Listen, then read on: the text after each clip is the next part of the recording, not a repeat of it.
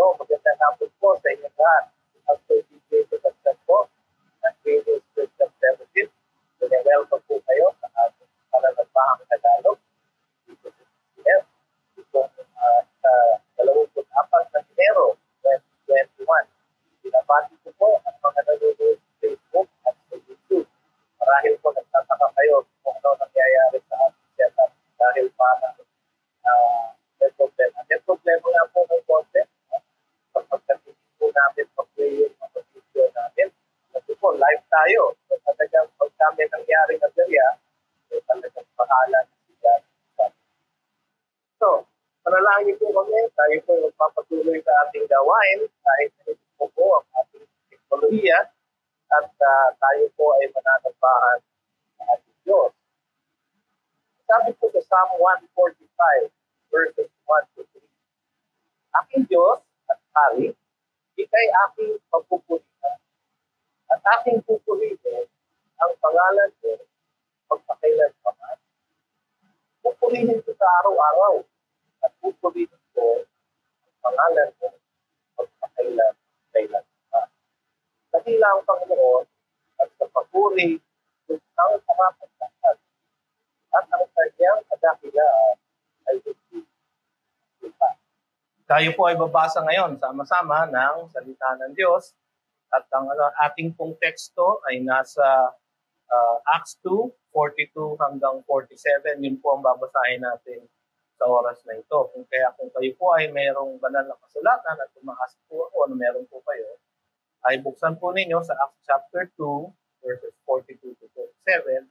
Pwede nyo rin pong basahin din sa screen sapagkat kanilang ipapakita ang mga talatang ito habang binabasa ko. Basahin po natin ang Acts 2:42 to 47.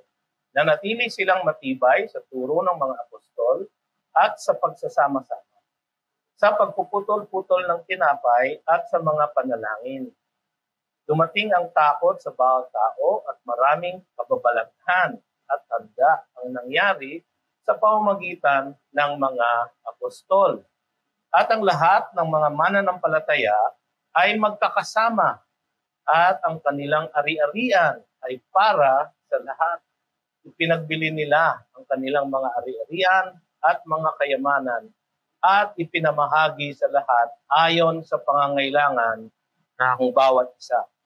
At araw-araw, habang sila'y magkakasama sa templo, sila'y nagpuputol-putol ng tinapay sa bawat bahay at nagsasalo-salo na may galak at tapat na puso.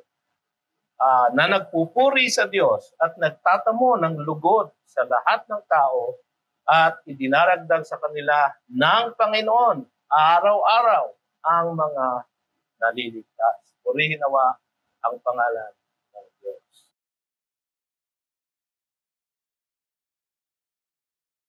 Tayo po mga kapatid ay tutungo sa ating pag-aaral ng salita ng Diyos sa hapong ito. At pag-aaralan po natin ang binasa nating teksto at iba pang mga piniling teksto sa aklat ng mga gawa. Ang pamagat po ng ating mensahe sa hapong ito ay mga mahalagang sangkap ng tagumpay sa paglago ng iglesia. Mga mahalagang sangkap ng tagumpay na paglago ng iglesia. At ito po ay makikita natin sa Acts chapter 2 verses 42 to 47. Nagpapatuloy tayo mga kapatid sa ating serye ng mga mensahe na pinamagatan nating Church Reset. Ang kamay ng Diyos sa iglesia noon at ngayon. Nais nating sariwain mga kapatid ang makapangyarihang pagkilos ng Diwang Banal sa buhay ng iglesia noon at kahit sa iglesia natin ngayon. Sa hapong ito, babalikan natin muli ang mahalagang sangkap ng buhay ng unang iglesia sa Jerusalem na inilahad ni Dr. Luke dito sa Acts chapter 2 verses 42 to 47. At titignan din natin mga kapatid ang mga naging resulta nito sa buhay at galaw ng unang iglesia sa mga taong nasa kanilang kapaligiran at sa mundong kanilang ginagalawan noong panahon na yon. At lalo na sa buhay ng mga unang kasapi nito. So titignan po natin yung mahalagang sangkap, titignan din po natin ang pagkilos ng iglesia at doon natin makakalap mga kapatid ang mga kailangan ding paalala para sa ating mga pinuno na ng iglesia natin na siya naman kailangan nilang gawin sa ikalalago ng kapatiran. Meron tayong makikita na 5 sangkap sa matagumpay na buhay ng iglesia noon na kailangan natin ngayon. Magkasamang paglago, magkasamang pananambahan, magkasamang paglilingkod, magkasamang pakikipag-ugnay, at magkasamang pag-abot sa iba. So yun po ang 5 sangkap. No? Tingnan po natin yung una. Magkasamang paglago sa verse 42. Nanatili silang matibay sa turo ng mga apostol at sa pagsasama-sama, sa pagpuputol-putol ng tinapay at sa mga panalangin. Ang una natin makikita dito ay ang paglago ay hindi mangyayari kung walang buhay. Ang paglago po ay hindi mangyayari kung walang buhay. Ang isang bata pong maliit, habang baby po, ay cute na cute. No? Pero pagkatapos ng mga 20 taon, kung ganun pa rin po ang itsura niya, dapat po tayong mapag-apat. Sapagkat hindi po normal yun. Ang isang buhay na bagay ay lumahalago. Ang paglago ay posible lamang sa mga binuhay na maguli ng diwang banal at ginawang bahagi nito ng katawan ni Kristo. Yung po nangyari nung inilunsad ang iglesia nung araw ng Pentecostes, sila po ay sama-sama at sila ay binautismohan ng diwang banal. At dahil puro nanahan na sa kanila ang diwang banal at nag-umpisa na ang kanilang paglago sapagkat sila ay buhay.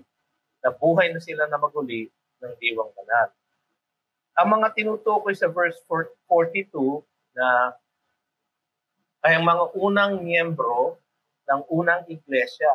Na sa verse 41 ay mga tumanggap ng kanyang salita, yung sermon ni Pedro, no?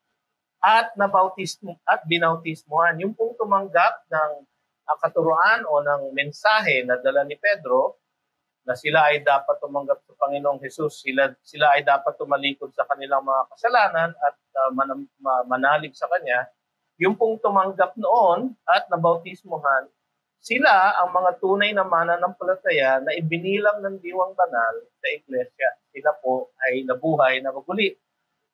Maraming mga iglesia ngayon ay puno ng mga taong hindi pa ipinanganak na muli, mga kapatid. No, marami pong nagsisimba pero walang pananampalataya.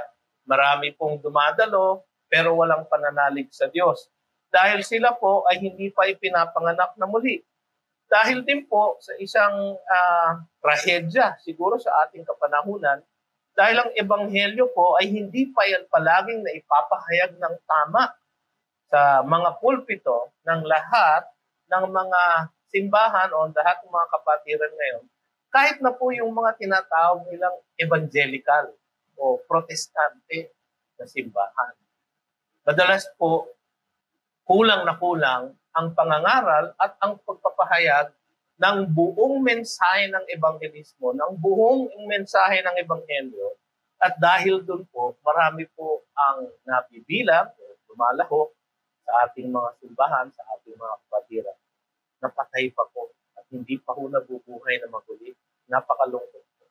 Wala pong paglago pagka gano'n. Ang paglago po ay kailangan ng buhay. Ang paglago ay nangangailangan ng pagtatalaga sa salita ng Diyos. Ang sabi sa ating teksto, ang mga unang mananampalataya ay nanatili matibay sa turo ng mga apostol. Yung pong salitang nanatili sa original na salitang Griego ay isang salita na ang pinapakita po ay isang tapat, malalim at makapit na pananalig sa malalim na pag-aaral ng doktrina ng katuruan ng mga apostol. Hindi po natin maaaring hiwalay ang pagtuturo ng malalim ng Biblia at ng tamang doktrina sa paglago ng iglesia. Wala pong tunay na paglago. Maaari pong lumago ang isang iglesia, na dumadami lang po ang miyembro, dumadami lang po ang dumadalo, pero patay po ang kalooban at walang buhay na maguli sapagkat hindi po tama, hindi po malalim, hindi po sapat ang pagturo at pag-aaral sa salita ng Diyos.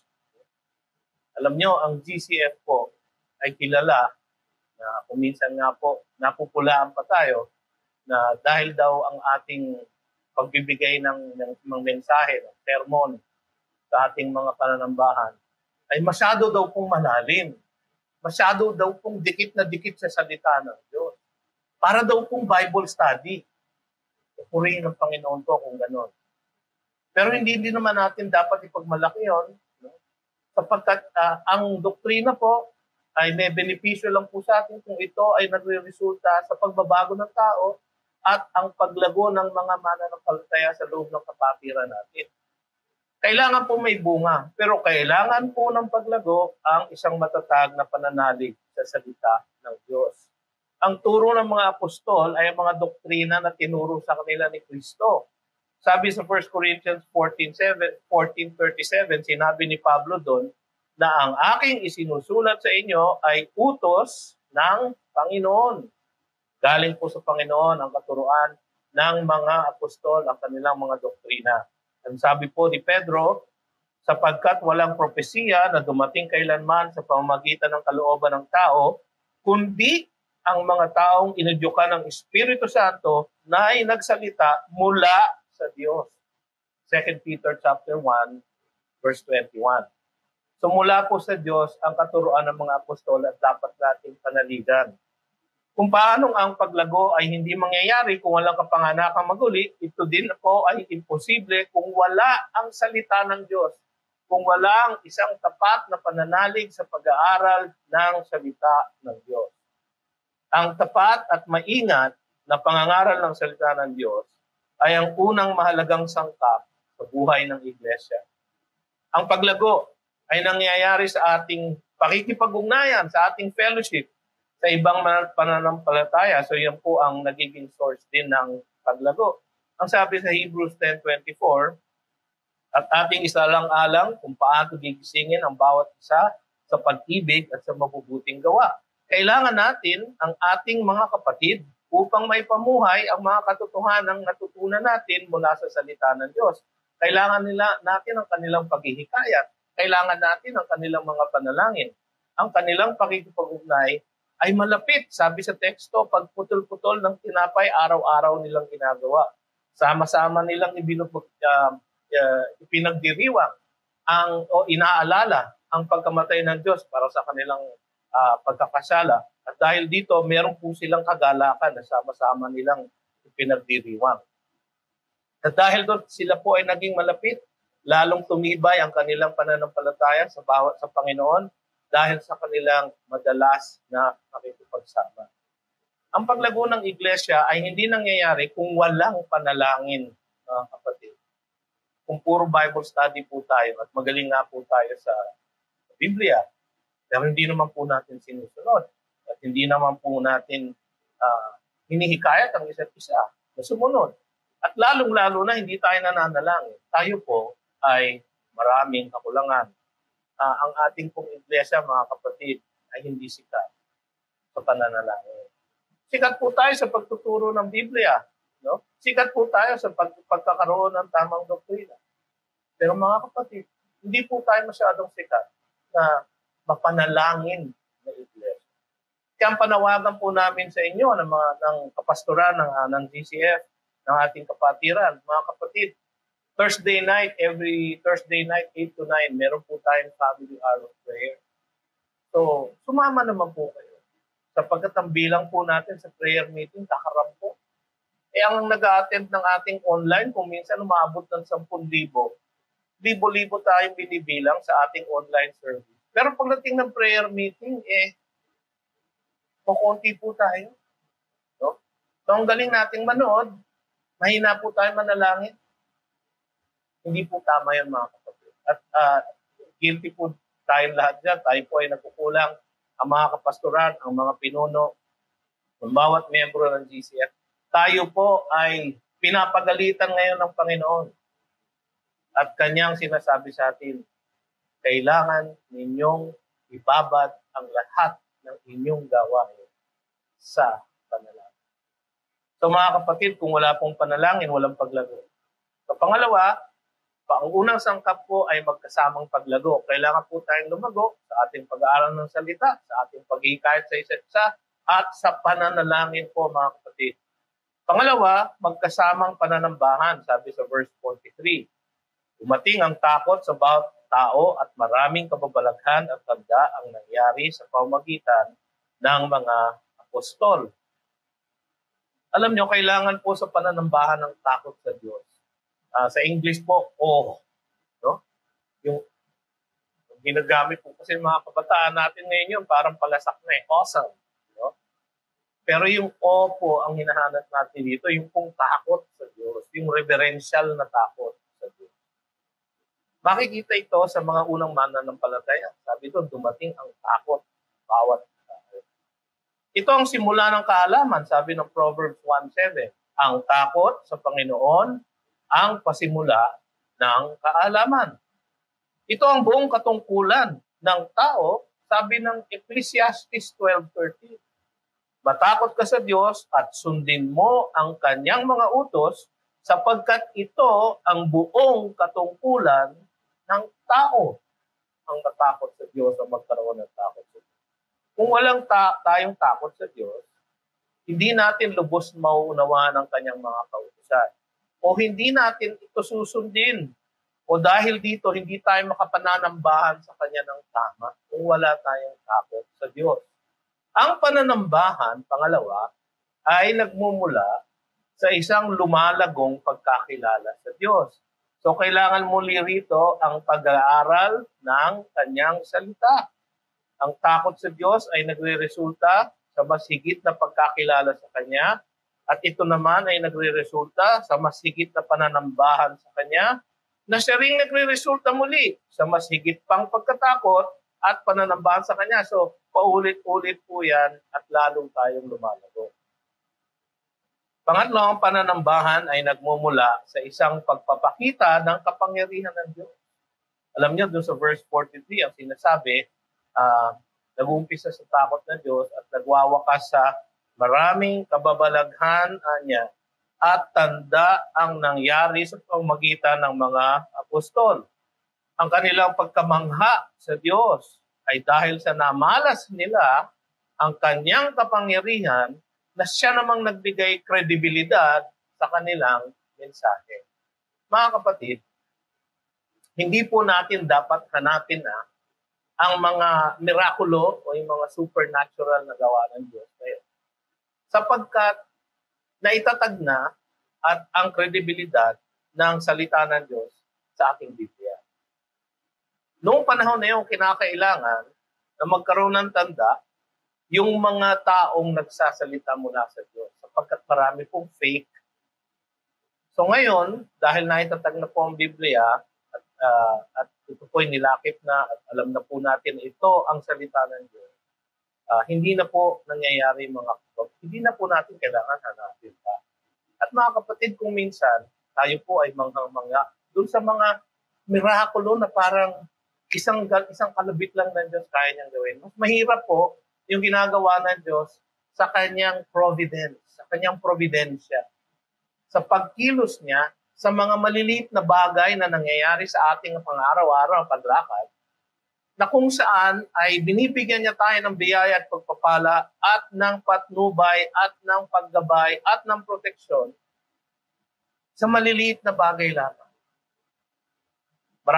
Maraming mga nangyayari sa ating buhay, hindi natin tinatawag na mirakulo, pero gumagalaw po ang Panginoon sa ating kalagitnaan. Yung po ang kaginapin. Ang ating pong kaligtasan ay isang mirakulo mula sa Diyos na kung minsan ay isinasawalang bahala. Ngunit yan po ay isang supernatural na nangyari sa atin. Kung tayo po ay nananalangin, tayo po ay pumapasok sa presensya ng Diyos. Yung po ay isang supernatural na pangyayari. Kaya lang po araw-araw po kasi natin ginagawa, kaya hindi na po tayo nanamang. Mga kapatid, huwag po sanang mawala ang ating mga pagkamangha sa pang-araw-araw na pagkilos ng Diyos sa ating buhay. Ang pananambahan pa po, mga kapatid, ay mas kumpleto kung ito ay sama-sama nating gagawin. Alam ko po na, alam nyo, maganda ang ating personal at pribadong pananambahan sa Diyos ay gusto-gusto po ng ating Panginoon. Ngunit mas kumpleto po ang pananambahan sa piling ng ating mga kapatid. Alam ko po na hindi natin po magawa ngayon dahil po sa COVID-19. At tayo po ay nananambahan magmula sa ating mga sariling tahanan. At hindi po tayo nakikita-kitang personal.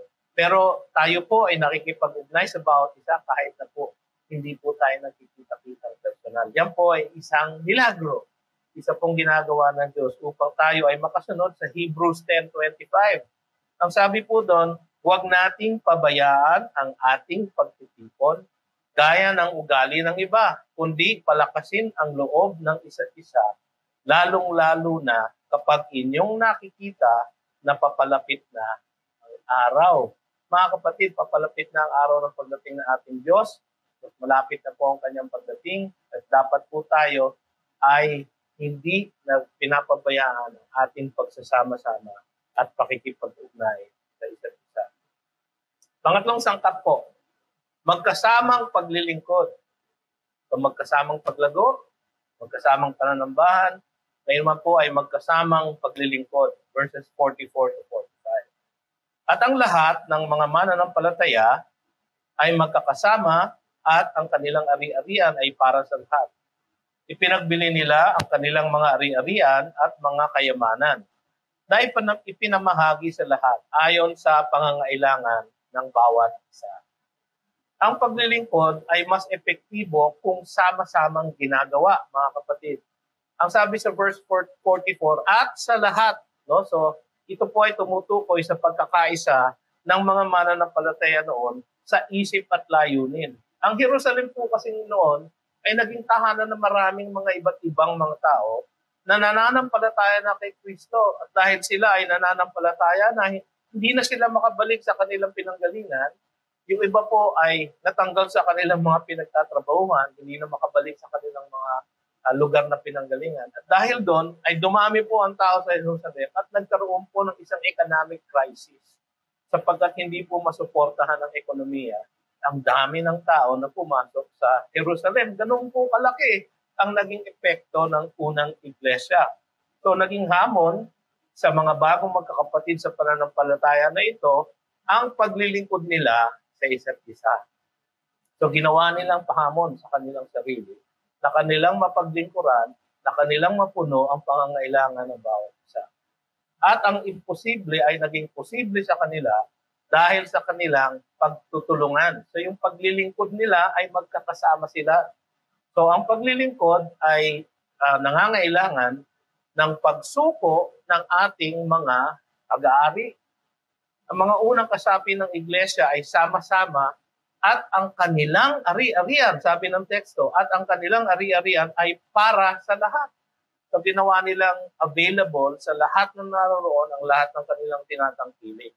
Naging magaan sa kanilang lahat ang bitawan ang kanilang mga pag-aari upang ang lahat ay mabahaginan ng kanilang pangangailangan. Alam nyo, itinuro ng ating Panginoong Hesus na sila na maluwag magbahagi ng kanilang mga pag-aari sa iba ang mga tunay na tagasunod niya.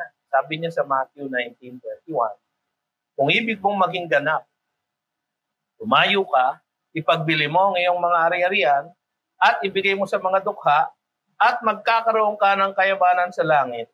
Pagkatapos ay pumarito ka at sumunod ka sa akin. At hindi po nakasunod yung sinabihan niya noon.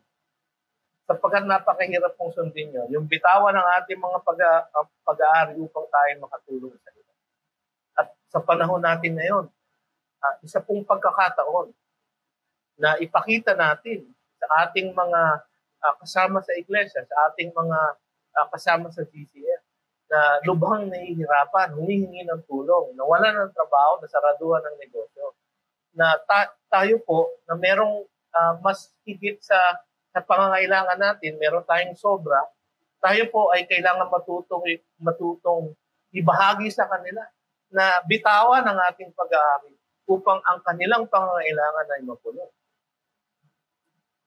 Ngunit ang paglilingkod din nung panahon na yon ay nagre-resulta sa pagpuno ng tunay na pangangailangan. So, kasi siguro isipin nyo, Pastor, kung lahat po tayo ay magiging magaan, pagbitaw natin sa ating pag-aari, baka naman po tayo abusuin. Ganun nga po ang pwedeng mangyari. Pero ang sabi ng ating teksto, ipinamahagi sa lahat ayon sa pangangailangan ng bawat isa. Ayon sa pangangailangan.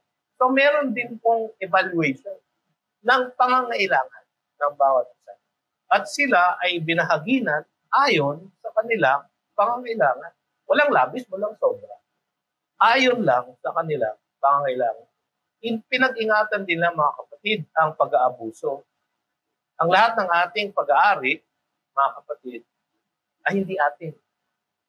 Ang lahat po ng ating tinatangkilik, ang lahat po ng ating pag-aari, ay pag-aaring tunay ng ating Diyos. Siya pong nagbigay ng lakas sa inyo upang maghanap buhay. Siya pong nagbigay ng kapital upang umpisahan ninyo ang inyong maliit na negosyo. Siya pong nagpagaling sa inyo. Siya po ang nagbigay ng mga degree ng edukasyon na nagpasok sa inyo sa mga malalaking kumpanya na inyong pinagtatrabuhan na kung saan naman kayo ay sumesweldo ng mahusay. Siya po lahat ang nagbigay ng iyan. So datapwat, ang lahat ng ating tinatangkilik, ang lahat ng ating pag-aari ay sa Diyos natin. Tayo po ay tagahawak lang. At kung may sobra po sa ating pangangailangan, ang kanyang panawagan sa atin, ang kanyang utos sa atin, tayo ay magbigay at magbahagi. Ngayon po, panahon ng pandemya, napakaganda pong oportunidad na ang bawat sa atin ay magkaroon ng ganitong biyaya na matutunan natin ang pagpapala ng pagbibigay sa iba at ang kagalakang dulot nito sa ating mga puso at sa ating. Pang-apat po na sangkap, magkasamang pakikipag-ugnay. Fellowship po ang sinasabi dito. Verse 46, at araw-araw habang sila'y magkakasama sa templo, sila'y nagpuputol-putol ng tinapay sa bahay-bahay at nagsasalo-salo na may kagalak at tapat na puso. Ang pakikipag-ugnay ay regular na ginagawa ng unang iglesia bilang isang kongregasyon, isang malaking kongregasyon sila, nagsasama-sama, nananambahan silang sama-sama, at sa mga maliliit na grupo. Meron din po tayong ganyang sistema sa ating kapatiran. Tayo po ay nakikita-kita kahit po virtual o kahit po live stream. Tayo po ay nakikita-kita bilang isang kongregasyon at tayo din po ay nagsasama-sama sa maliliit na grupo, ang tawag po natin growth group. So, dito po nanggaling yung pattern na yon na ating sinusunod. Ngayon po sa ating bagong strategiya, ang sabi natin pala, pag-iitingin natin ang ating fellowship, ang ating pakipag-ugnay, at ang ating shepherding o yung pamumuno ng ating mga kapastoral at ng ating mga elder sa atin. So, ang gawain po kasi talaga ng pastor at elder, isayin ko na, ang elder po pastor, ang pastor po elder. Wala pong pagkakaiba yung dalawa. Hindi ko alam kung bakit po meron po tayong pastor at elder. Pero isa po yun. Isa po yun. Ako po ay elder ninyo. Ako din po ay pastor ninyo. At ang aking pong responsibilidad sa inyo ay kayo ay mapamunuan ko patungo sa Panginoon. Yun po ang aking responsibilidad. Na kayo po ay mapakain ko ng salita ng Diyos. Mahikayat kong sumunod sa salita ng Diyos. Ipanalangin na lumago sa salita ng Diyos at aking pamunuan patungo sa pagkakilalang higit sa Diyos natin makapangyarihan. Yun po ang aking responsibilidad. At yun po ay ginagawa natin ngayon sa pasture, yung ating pong malakihang kongregasyon, at sa mga pens. Yung pong mga sheep pen o yung maliliit na growth group.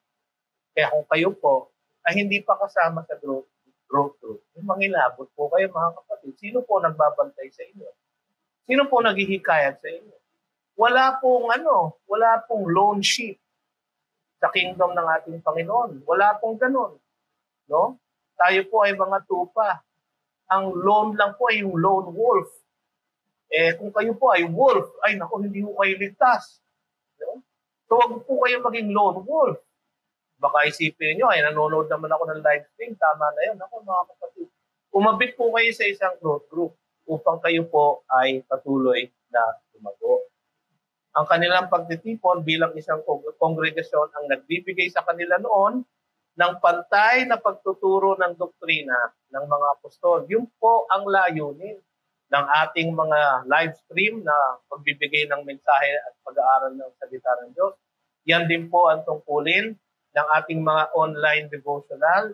Meron na po tayo sa Monday evening, 8 p.m., Wednesday evening, 8 p.m. din po, at Friday evening, 8 p.m. Thursday evening, 8 p.m., tayo po ay magsasama-sama upang manalangin sa ating Diyos at ilagak sa Kanyang lahat ng ating gawain at ang ating paglago. So, meron po tayong mga gawain ganyan para maging pantay-pantay ang turo ng salita ng Diyos sa lahat sa atin. Yun namang maliliit na grupo sa mga bahay-bahay ay mahalaga sa kanilang paghihikayat sa isa't isa. Hindi po tayo maaaring lumago sa ating buhay espiritual na tayo lamang po mag-isa. Kailangan po natin ng mga kasama. Ang pakikipag-ugnay ay nangangailangan ng pagnanasang magtulungan at magsalo-salo sa isa't isa. Ang sabi ng teksto natin, sila, yung mga unang membro ng unang iglesia, ay nagsasalo-salo na may galak at tapat na puso. Sila ay puno ng kagalakan dahil sa kanilang pagkakatubos sa kanilang kasalanan ayon sa biyaya ng Diyos. Kailangan natin ito para magkaroon ng malagong pakikipag-ugnay sa loob ng ating malaking kapatiran. Panglimang sangkap po ay ito, magkasamang pag-abot sa iba. Ito po ay importante. Verse 47. Ang sabi doon, na nagpupuri sa Diyos at nagtatamo ng lugod sa lahat ng tao at idinaragdag sa kanila ng Panginoon araw-araw ang mga naliligtas. Narinig niyo po yun. Idinaragdag sa kanila ng Panginoon. Hindi ng kanilang galing. Hindi ng kanilang banda. Hindi ng kanilang musika. Hindi ng kanilang kagwapuhan o kagandahan. Idinaragdag sa kanila ng Panginoon araw-araw ang mga naliligtas. Tignan po natin, ang pagnanasang abutin ng ang iba ay nagmumula sa mga buhay na sumasamba sa Diyos. Nagpupuri sa Diyos, ang sabi ng teksto. Yun ang naging gawin ng mga unang miyembro ng iglesia sa kanilang pang-araw-araw na buhay. Sama dito ang pagpupuri sa Diyos sa kanilang pagsunod sa Kanya sa araw-araw nilang buhay. Mga kapatid, ang pagpupuri po ay hindi lamang po sa ating pagtitipon, sa ating pag-aawit. Ito po ay higit sa lahat sa ating pagsunod sa mga kautusan ng Diyos na Kanyang inaasahan na gawin natin araw-araw. Tayo po ay nabubuhay para sa Kanyang ikalulugod, para sa Kanyang ikapupuri, araw-araw. At ito po ay ginagawa natin sa pagsunod sa Kanyang salita. Dahil dito, sila ay naging tunay na mga saksi. Hindi ba naalala nyo sa Acts 1:8, yung una nating mensahe sa serie nito? Ang sabi doon, ngunit tatanggap kayo ng kapangyarihan pagbaba sa inyo ng Espiritu Santo. At kayo'y magiging mga saksi ko sa Jerusalem, sa buong Judea at Samaria at hanggang sa kaduluduluhang bahagi ng lupa. Yun po ang utos ng Panginoon sa atin.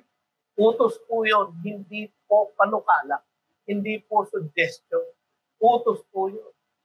At utos po yun para sa ating lahat. Hindi lang sa pastor, hindi lang sa elder, hindi lang sa deacon, hindi lang sa misyonero. Sa bawat miyembro, yan po ang utos. Na tayo ay mag-abot ng ebanghelyo sa iba. Walang higit na nakapagbibigay papuri sa Diyos kaysa sa mayamang pag-ani ng mga kaluluwa para sa Kanyang harian. mga kapatid, kung nais nyo pong talagang magpuri sa Diyos, ang nakakalawalhati po sa Kanya ay kapag merong lumalapit sa Kanya, nagsisisi sa Kanyang kasalanan, at nanunumbalik at nananalig sa Kanya. Yun po ang Kanyang inaasahan. At yun po ang inaasahan natin niya na gawin natin para sa Kanya bilang isang iglesia. Magkakasamang pag-abot sa iba. Ang pag-abot sa iba ay nangangailangan ng isang mabuting testimonyo. Kaya sabi dun sa verse 47, ang mga unang mananampalataya ay nagtamo o nagtatamo ng lugod sa lahat ng tao. Ito ay resulta ng kanilang pagiging masunurin sa Diyos sa kanilang pang-araw-araw na buhay. Inutusan ni Kristo ang kanyang mga disipulo na maging ilaw ng sanlibutan. Matthew 5:16. Upang makita ng mga kapitbahay nila, mga nasa kapaligiran nila, ang kanilang mabubuting gawa, ang kanilang pagsunod sa Diyos, ang kanilang kakaibang lakad sa buhay, at bigyan ng luwalhati ang Diyos na nasa langit. Ganyan po tayo nakapananambahan sa Diyos kapag ito ay ginagawa natin. Ang pag-abot sa iba ay gawain natin. Ang pagbabago ng buhay nila ay gawain ng Panginoon. Mga kapatid, ang duty lang po natin ay magbahagi ng Ebanghelyo. Ang pagbabago po ng puso, ang pagbabago po ng buhay ay responsibilidad ng Diyos. Sabi sa verse 47, di ba inulit ko pa kanina, at idinaragdag sa kanila ng Panginoon araw-araw ang mga naliligtas. Idinaragdag sa kanila. Idinaragdag, passive po yung verb. Idinaragdag, ginagawa po sa kanila ng Diyos. Ang Diyos po ang kumikilos sa puso't isipan ng mga taong lumalapit sa kanila. At sila po ay naliligtas dahil po sa gawain ng Diyos sa kanila. Mga kapatid, ang resulta ng kanilang pag-abot sa iba ay responsibilidad ng Panginoon.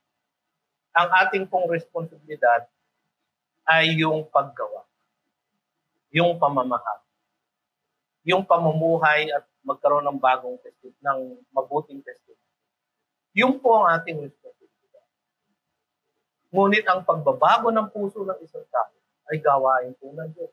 Huwag niyong iisipin po na nakukuha to sa galing o ito ay nakukuha sa gara o kaya sa ganda ng musika kaya o sa ganda ng pag-awit o di kaya sa pagiging cool ng ating mga service, no?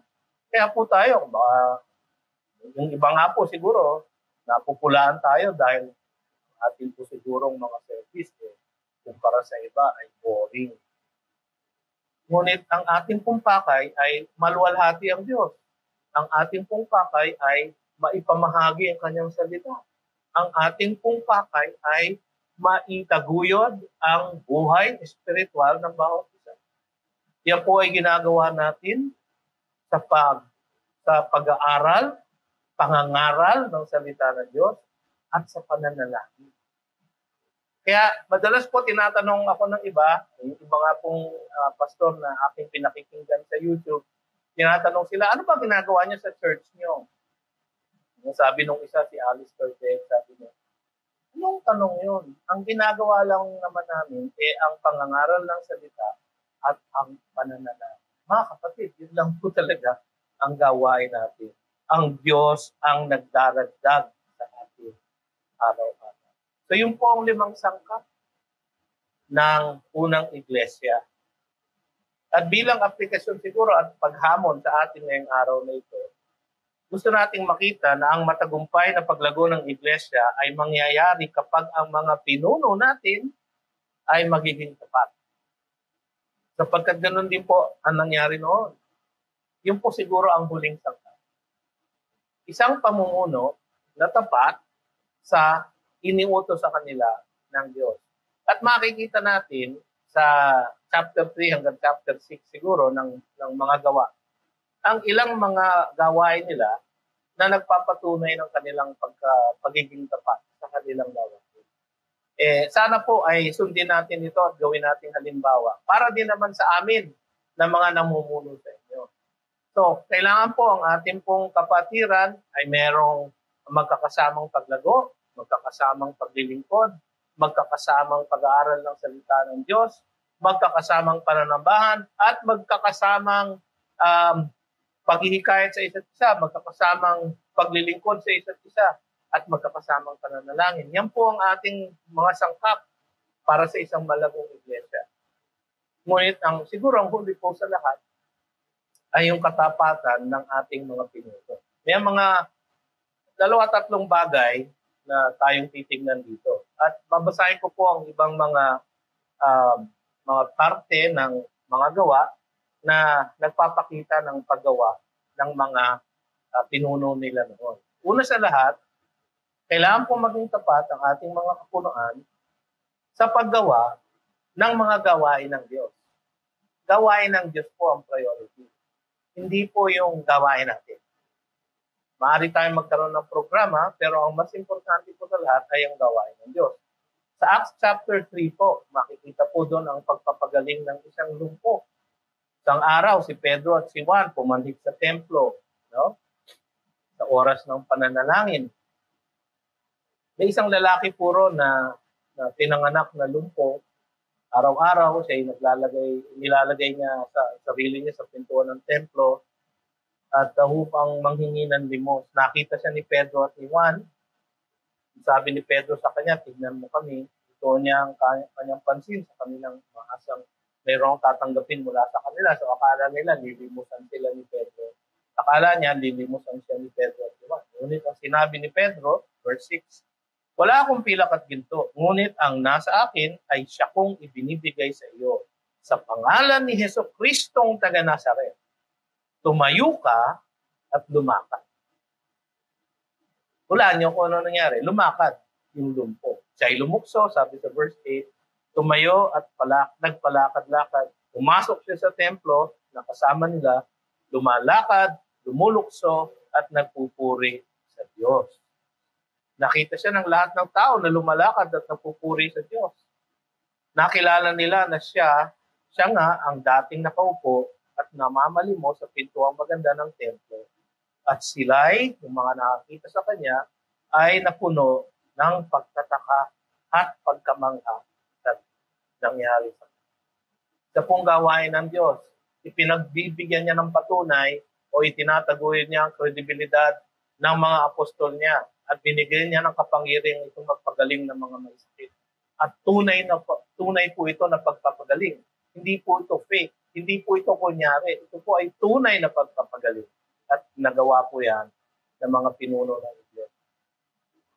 Nung sila ay nilitis dahil dito at inaawat po sila na magturo ng Ebanghelyo, ang sabi nila sa Acts 5:29, ngunit sumagot si Pedro at ang mga apostol, kailangan sa Diyos kami sumunod sa halip na sa mga tao. Sapagkat pinagbabawalan sila na ipangalat ang ebanghelyo ng Diyos, ang sabi nila, hindi po kami susunod yan, susunod po kami sa utos ng aming Diyos. Ngayon, hindi po yan lisensya para tayo palagi hindi sumunod sa batas. Sapagkat ang Diyos natin ay nag-utos din sa atin na tayo dapat sumunod sa ating mga batas.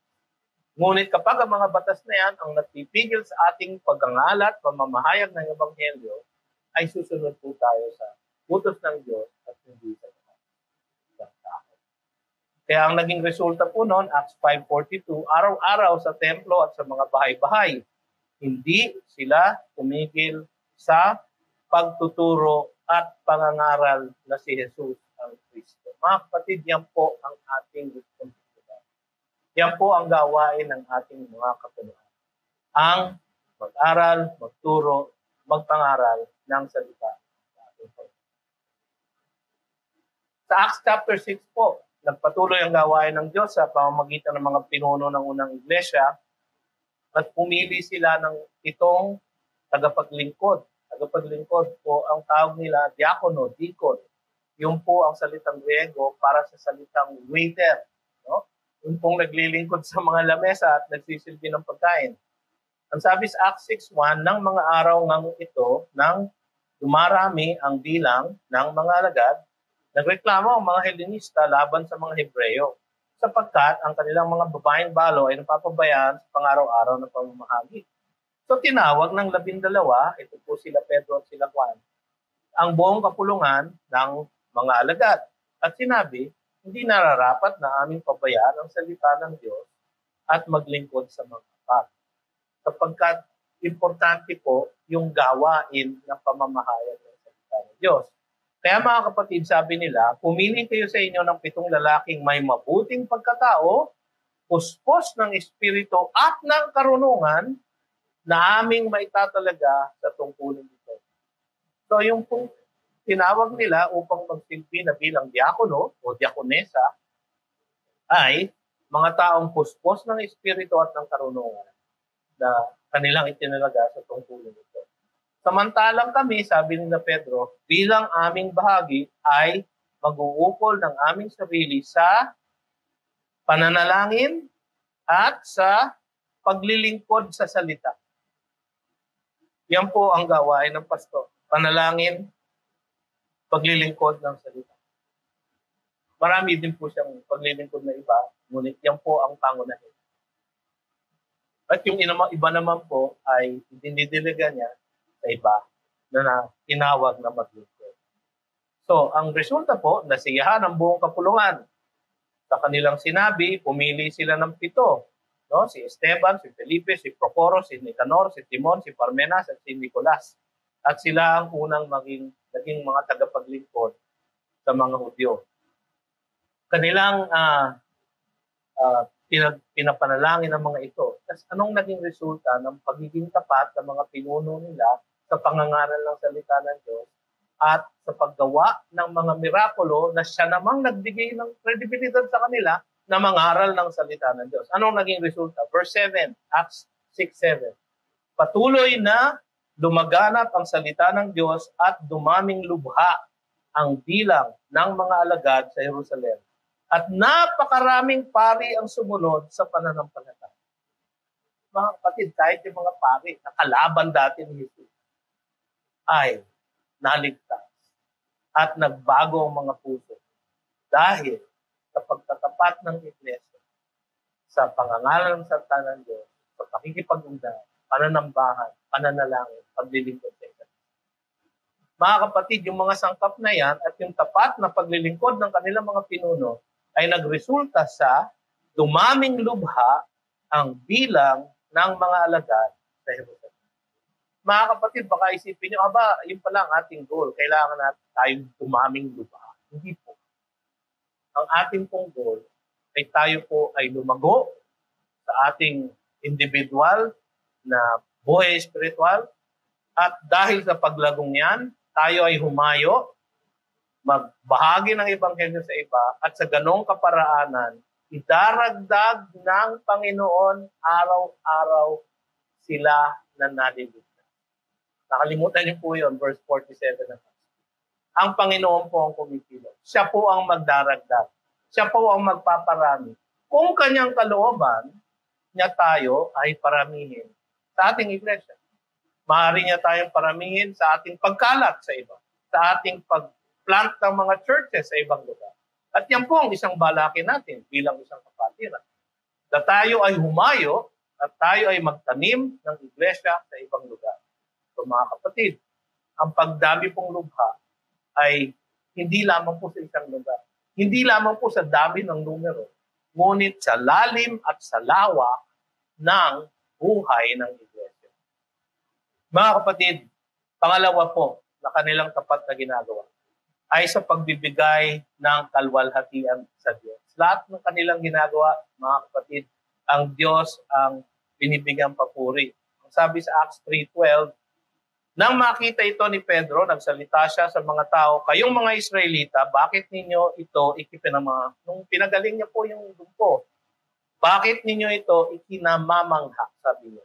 Bakit ninyo kami tinitignan na para bang sa pamamagitan ng aming sariling kapangyarihan o kabanalan ay napalakad namin siya? Sabi ni Pedro, hindi ho kami nagpalakad dito, si Kristo. At sabi sa verse 16 ng Acts 3, No? Ano nangyari? At sa pamamagitan ng pananampalataya sa kanyang pangalan, ang nagpalakas sa taong ito na inyong nakikita at nakikilala. Yun po sabi ni Pedro. Ang pananampalataya sa pamamagitan ni Jesus ang nagkaloob sa taong ito ng ganitong sakdal na kalusugan sa harapan ninyong lahat. So, hindi niya po inako ang kredito, ipinasa niya po lahat ng kaluwalhatian kay Kristo. Sa Acts 4:20, sapagkat hindi maaaring hindi namin sabihin ang aming nakita at narinig. Sabi nila dun sa council sa Sanhedrin, sabi nila, huwag niyo kami pigilin sapagkat hindi namin maaaring hindi sabihin ang aming nakita at ang aming narinig. So, pangatlo, at yun po muli, sa paghahatid ng mensahe ng Diyos sa salita at gawa. So, dito po sila ay naging tapat. Acts 3:19. Kaya nga magsisi kayo at magbalik loob upang mapawi ang inyong mga kasalanan. Yung po ang mensaheng binitawan nila doon sa lahat ng mga taong namangha doon sa gumaling na lumpo. Sa Acts 4:12, binigay nila po ang isang mensaheng mahalagang paulit-ulit nating ipamahagi ngayon. Walang kaligtasan sa kanino paman sapagkat walang ibang pangalan sa ilalim ng langit na ibinigay sa mga tao na ating ikaliligtas kundi kay Kristo. Mga kapatid, binigyan nilang papuri si Jesus at inatid nila ang mensahe ng Diyos sa kanilang salita at sa kanilang mga gawa. Kaya sa Acts 5:42, ang sabi dito, araw-araw sa templo at sa mga bahay-bahay, hindi sila tumigil sa pagtuturo at pangangaral na si Jesus ang Kristo. At sa Acts 6:4, ang sabi ng mga pinuno, sila ay mag-uukol sa kanilang sarili sa pananalangin at sa paglilingkod. So ano ang sumatotal ng lahat? Kapag ang mga sangkap, mahalagang sangkap ng buhay ng iglesia ay nasa isang iglesia, mga kapatid, ang iglesia ngayon ay lalago, lalalim, lalawak. No? Hindi upang may pagyabang, no, na kami ay napakalaking iglesia, kami ay maraming mga miyembro, kami ay malaki ang aming koleksyon, kami ay malaki ang aming building. Hindi po. Ang ating pong pakay ay ang kaluwalhatian ng Diyos at ang paglawak ng Kanya. Mga kapatid, yan po ang nasa puso ng mga unang miyembro ng Iglesia Kristiyana sa Jerusalem. At dahil dito, yung mga sangkap ay lumabas sa kanilang kalagayan. Magkasamang paglago, magkasamang pakikipag-ugnayan, magkasamang pananambahan, magkasamang pag-aaral ng salita ng Diyos, magkasamang panalangin at paglilingkod sa isa't isa. Naging tapat ang kanilang pinuno, naggawin ang gawain ng Diyos, ibigay ang papuri sa Diyos, at ihatid ang mensahe ng Diyos sa lahat ng kanilang pananalita. At dahil doon, lumago, lumawak, lumalit ang iglesia ng Panginoon. Nawa Panginoon, nawa mga kapatid, ang Panginoon ang manguna sa atin sa ating pagsagawa ng mga gawain ito sa ating kapatiran sa Greatest Christian. At sa lahat pa ng ibang pananambahan, sa lahat pa ng ibang kapatiran na nakikinig sa atin ngayon, nawa, aming dalangin ay lahat ng mahalagang sangkap na ito ay maging bahagi ng buhay ng inyong kapatiran sa ikaluluwalhati ng Diyos at sa ikalalawak ng Kanyang. Tayo po ay manalangin. Panginoong Diyos na makapangyarihan sa lahat, marami pong salamat sa iyong mensahe sa amin sa hapong ito. Nawa, O Diyos, ang lahat ng aming napag-aralan na mahalagang sangkap ng isang malago at buhay at matagumpay na iglesia ay mapasa amin nawa, O Diyos, sa ikaluluwalhati ng inyong pangalan at sa ikalalawak ng inyong kaharian.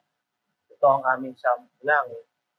Alam ni Jesus, aming mananako at tagapagligtas. Amen. At ngayon, taglayin ninyo ang basbas at pagpapala ng Diyos Ama nating makapangyarihan sa lahat. ang pag-ibig ng bugtong na anak niya na si Kristo Jesus, na ating mananakop at tagapagligtas. Ang tanglaw, ang gabay, ang kapangyarihan ng kanyang diwang banal, ang mapa sa atin nawa, magmula ngayon at magpasawalang hanggan. Amen. Amen. Mga kapatid, magandang hapon po sa inyong lahat at pagpalain nawa kayo ng ating Panginoon.